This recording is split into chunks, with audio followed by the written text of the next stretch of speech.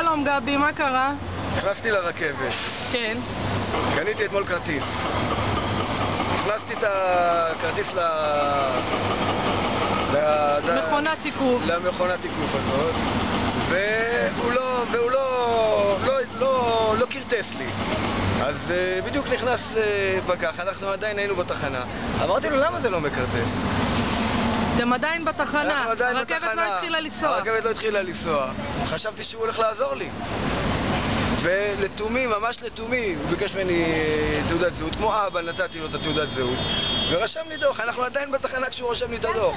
במקום להגיד לי, תרד, הכרטיס לא בתוקף, אי אפשר לקנות כרטיס תלך לקנות במכונה הבאה, לא. שום דבר. הנה הכרטיס, כרטיס עם תאריך של אתמול, חדש, עוד לא תוקף.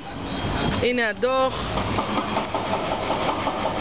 הנה הדוח, אדון אריה בן בניסטי רשם דוח. ואיך השירות, איך התנהגו אליך? נפלא, נשמות טהורות. תודה.